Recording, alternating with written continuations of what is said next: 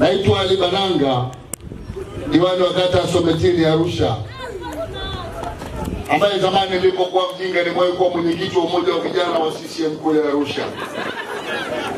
Nilishakuwa na cheo kingine cha kiboya boya, mjumbe wa baraza kuu la vijana wa CCM taifa, lakini sasa nimekuwa mjanja kwa sababu niko kwenye chama la wajanja. Washukuru viongozi, mkurugenzi, wada niombe radhi, sistahili kuongea baada yako, lakini najua umeniwia radhi bosi wangu, wanawake usio kunikatia vile muamala. Swala leo nilikuja kushughulika na Waitara, lakini naona umeyasema mengi. Sasa naomba leo nisiende kwa Waitara, nitapita tu. Naomba nizungumzie habari za chama chetu, habari za chama chetu, kwa yale machache ambayo yanawakatisha tamaa. Maana watu wengi sasa wanaamini Chadema inakufa, wanaamini chama chetu kinapoteza mwelekeo, kwa sababu watu wanahama, watu wanaondoka. Leo nitaanza kuyazungumza kama darasa, ili angalau muyasikie kama darasa na nyie muende mkawajibu ambao labda walikuwa wanafikiria kama za kwenu kabla ya mkutano huu. Watu wanahama Chadema, wanahama upinzani kwa sababu mbili kama sio tatu. Ya kwanza njaa, umesema sawa sawa. Ya pili, hawajiamini, ni watu waoga. Ni waoga kwa sababu hawana uhakika uchaguzi unaofuata kama wataaminika ndani ya Chadema. Aidha wameharibu kwa wananchi ama wameharibu kwenye chama. Lakini kuna wengine wajinga ambao wanahama kwa sababu hawaamini Chadema kama itaendelea kuwepo. Hawa ni waoga. Sasa nimesema ninahitaji ya mafungu matatu uelewe. Chama chenu mwaka 2015 kilichagua wabunge 74, kwa maana majimbo pamoja na viti maalum. Wabunge 5 hawapo. Mmoja alikufa, Mwalimu Bilago wa kule Buyungu. Mwingine Mheshimiwa Langole wa Longiro waliondolewa kwa sababu za mahakama. Wengine 3 wakiwemo na Waitara walikatika mkia. Kwa hiyo wabunge waliobaki wako 69 kutoka 74. 2015 Chadema ilichagua madiwani 1108. Mpaka leo madiwani walioondoka kwenye chama chetu hawajavuka 50. Fikiria 1108 utoe 50. Jumla watu waliochaguliwa mliowaamini 2015, watu 53 ndio wameondoka kwenye chama hiki. Hapo kuna watu wanasema Chadema inakufa.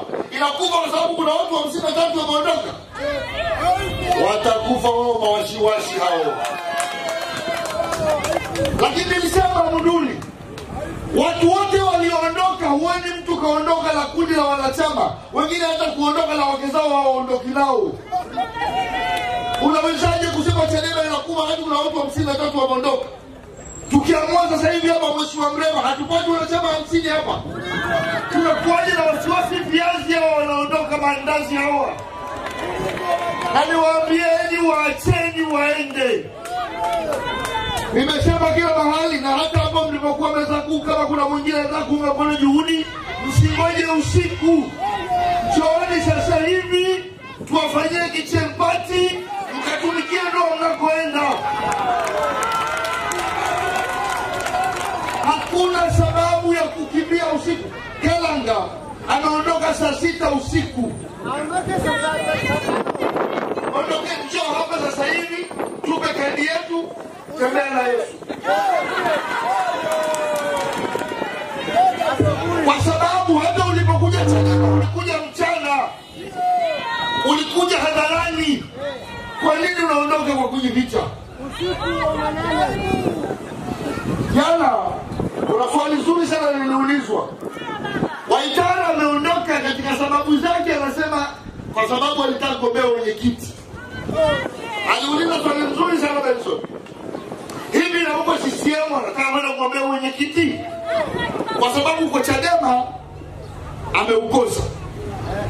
Lakini hiyo imekuwa sababu ya wengi wanaoondoka. Wamekuwa wakimsema mwenyekiti wetu kwamba hamiliki, sijui anakula ruzuku, sijui amekaa muda mrefu. Majibu yake ni haya. Suala la ruzuku, chama chetu kinapokea shilingi milioni 200 na kidogo kama ruzuku ya mwezi. Kama ruzuku ya mwezi. Chama chetu kina wafanyakazi wa makao makuu, nadhani hawapungui 50, wanalipwa kutokana na shilingi milioni hizo 200. Chama chetu kina magari yanayofanywa service na kuwekewa mafuta kwa fedha hizo. Nyie mnafahamu kuwa mpinzani ndio nyumbani kwenu ni mahakamani na polisi. Kesi zote tulizonazo zinatibiwa kwa fedha hizo, shilingi milioni 200. Chama chetu kina kanda 10 zenye wafanyakazi watatu 4 wanahudumiwa na shilingi milioni 200. Hizo milioni 200 ni zipi na mboya na kula zipi? Sisi chama chetu tunachanga wenyewe kukiendesha. Kwa sababu wakati mwingine hata ruzuku ya serikali haiji kwa wakati. Sisi madiwani tunachanga na wabunge wanachanga kuendesha chama chetu. Wanachama wanachanga. Lakini majanga yote yanayotokea ni issue kwa hospitali yanatibiwa kwa fedha zenu na fedha za ruzuku milioni 200. Mbowe anakula zipi? Nani analoendesha mheshimiwa Mbowe? Ndani ya chama chetu hatuna. Kwa hiyo maana akachukua ruzuku yetu akanunua gari. Ruzuku yetu haitoshi kununua gari la mwenyekiti. Nimesema niwape hayo ili muelewe. Lakini lingine ni swala la mwenyekiti kukaa muda mrefu. Wanasema mwenyekiti amekaa muda mrefu. Majibu yake ni haya. Chama chetu kina miaka 26 leo. Tunaenda 27. Kimeshaongozwa na wenye viti 3 mpaka sasa. Alianza Mzee, akapata marehemu Mpakani, na sasa tuko na Freeman Mbowe. Mwenyekiti Mbowe ameanza kutuongoza mwaka 2004 mpaka leo ni kipindi chake cha 3, hajamaliza mwaka wa 14 sasa.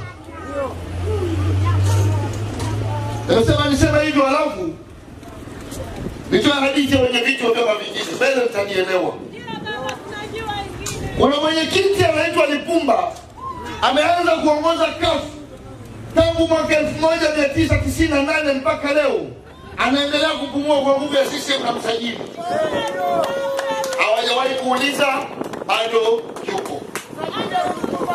Kuna mtu anaitwa John Cheyo, ameongoza UDP tangu 92 kianzishwa mpaka sasa hivi yupo, hawajawahi kuuliza, yupo.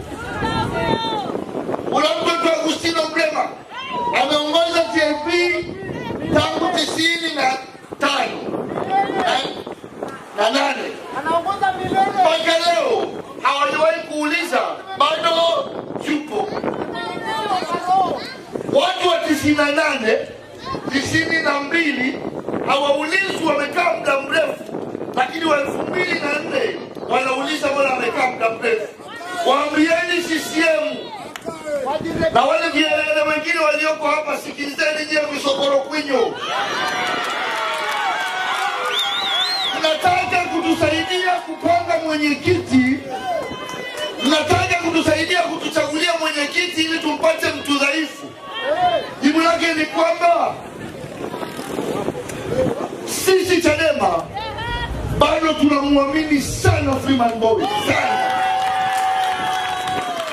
sana. Mbona kama na Mwaipaya tutaongoza vijana wa nchi hii kuchukua fomu. Katibu mkuu wa Bavicha, unasikia maneno? Tutachukua fomu vijana wa nchi hii, tutajaza taarifa zote za Mbowe, tutampelekea Machame ya kasaini, atakuwa mwenyekiti wetu mpaka tutakapoona inastahili kubadilishwa. Lakini suala la Mbowe kuondoka, waambieni wasahau.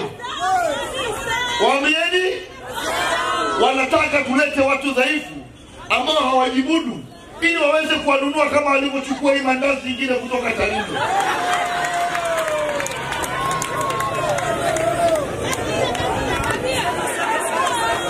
Ndugu zangu, hakuna fahari ya kuwa mbele katika upinzani. Hakuna fahari ya kuwa mbele. Tunakuwa mbele kwa sababu tuna moyo wa kutumikia nchi, tuna moyo wa kusaidia wale ambao wanahitaji. Lakini niwahakikishieni, mbele yetu tukitazama tunaona risasi, mbele yetu tukitazama tunaona jela, mbele yetu tukitazama tunaona maumivu, mbele yetu tukitazama tunaona ni mateso. Lakini kwa sababu tumeamua safari hii lazima ifike mwisho, na wahakikishieni kwa nguvu za Mungu tutafika tunakokwenda. Wale waonge wanateremka, wala msiugue, waacheni waende. Na kitu kinachoniuma, wanaume tu ndio wanalipiwa mahali. Hili jambo linaumiza, linatudhalilisha wanaume. Usikii kuna mwanamke kama chama, unasikia kila siku mwanaume. Unaunga mkono juhudi zipi? Juhudi zipi? Wakati kuna ndugu yako amelala hospitali pale, anapigania maisha yake, wewe unaunga mkono yapi? Wakati viongozi wote wa chama chetu wako mahakamani, nusu jela nusu uraiani, unaunga mkono kipi? Zaidi ya viongozi 40 wa chama hiki wana kesi. Unawezaje kusema unaunga mkono? Unaunga mkono wewe ndio unaunga mkono. Lakini narudia kusema, kila jambo lina sababu. Shehe wangu utanisaidia alhabibi, wanasema in kulli shay'in sababa. Kila jambo lina sababu. Wacheni waende, wacheni waende, kwa sababu kama tungebaki nao 2020, fikiria leo huyu Waitara tungebaki naye 2020, ameteuliwa kugombea halafu akajitoa, maumivu yetu angekuwaje? Narudia kusema, kama kuna anayetaka kuondoka na aondoke sasa hivi, kwa sababu 2020 atakayetusaliti tutagawana majengo ya serikali. Kuna mtu atakwenda moto na mwingine atakwenda jela, lakini habari ya usaliti ndani ya Chadema tunasubiri kuwafungia breki 2020. Mimi natamani nisiwe diwani tena. Natamani nisiwe diwani, nisiwe mbunge, ni kiongozi wa chama. Kuna mambo mawili ya kushughulika na hao watu. Kama nitakukosa kwenye kikao ngakutafute mtaani.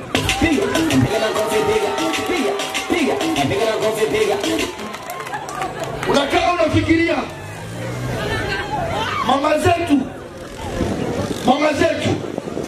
matumbo yao ndio yalizaa watoto wa kupigwa. Matumbo yao ndio yamezaa wanaostahili kwenda gerezani. Matumbo yao yamezaa wanaostahili kupotezwa.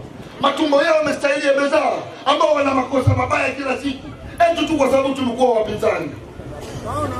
Wanawake wa nchi, unganeni, shikaneni mikono kusema hapana.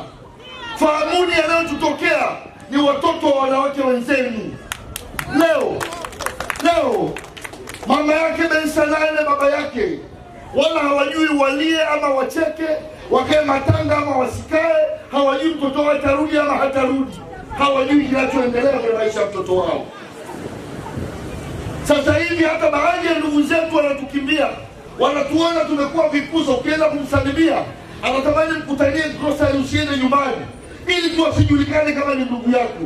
Maisha yamekuwa magumu, lakini tumeamua kusimama, tunakomaa. Na niwahakikishie, najua serikali ya CCM, nilisema jana, serikali ya CCM haipo. Chama cha Mapinduzi cha CCM hakipo. Kwa nini hakipo? Zamani Chadema kikitoa hoja, kila Mrema akizungumza, kila Mbowe akizungumza, utaona viongozi wa CCM wanakwenda majukwani na wao wanajibu. Utamsikia Kinana, utamsikia Nape, utamsikia Chirigati, wanakwenda wanajibu. Ilikuwa raha ya siasa ya kujibizana, tunasema na wao wanasema. Lakini sasa tukisema anasimama mambo, sasa anasema. Sasa hivi tukisema amesimama DPP anaongea. Sasa hivi tukizungumza polisi wanakuja kukuuliza. Haturuhusiwi kukaa hata vikao vya ndani. Lakini sisi wanakaa, wanatamba. Eti wamefanikiwa sana kisiasa, chama chao kinapendwa. Wewe unapigana na mwenzako alafu umefunga mikono nyuma hapo unasema ninamweza.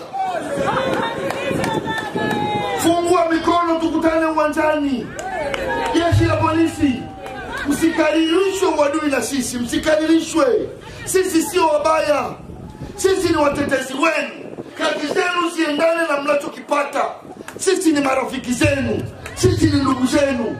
Kama ya mjini hamuyaoni, fahamuni kule vijijini wanakoishi ndugu zenu, wazazi wenu, ambao maji yao ya kunywa hayafanani hata yao wakubwa wanaowatuma kutawazia. Tunawatetea wapate maji safi na salama.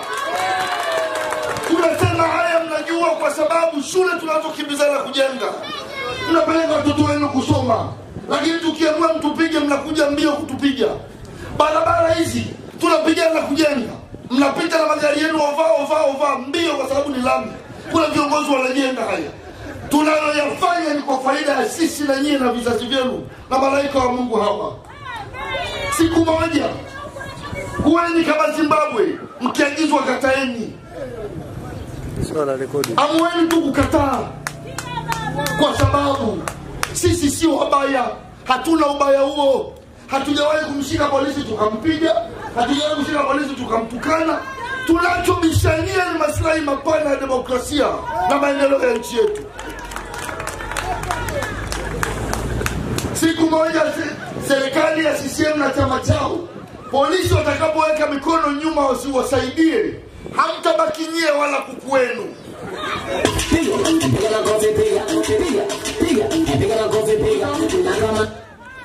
Tarehe 16 tunaenda kupiga kura. Tunaenda kupiga kura. Wanaamini watafanya wanaozoea kuyafanya. Wanaamini watafanya waliozoea kuyafanya. Wanasema mgeni ni mara ya kwenda, mara ya kurudi anakuwa mwenyeji. Ile biashara tunahesabu kura. Tukitoka nje tunakuta karatasi nyingine imebainikwa yenye matokeo mengine.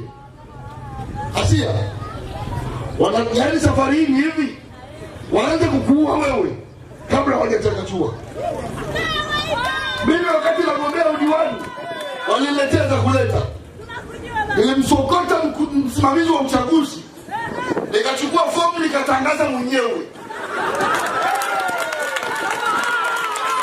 Ukitukuta Arusha mjini mimi na God bless them, wakati wa kura akili zetu ni zaidi ya wakichaa. Mheshimiwa Asia, lazima wakuone wewe kichaa. Njoo tumaliza. Narudia kusema toka jimbo la Ukonga jijini Dar es Salaam, Abdulkarim Hussein, Chadema Media. Usisahau kusubscribe, like na comment.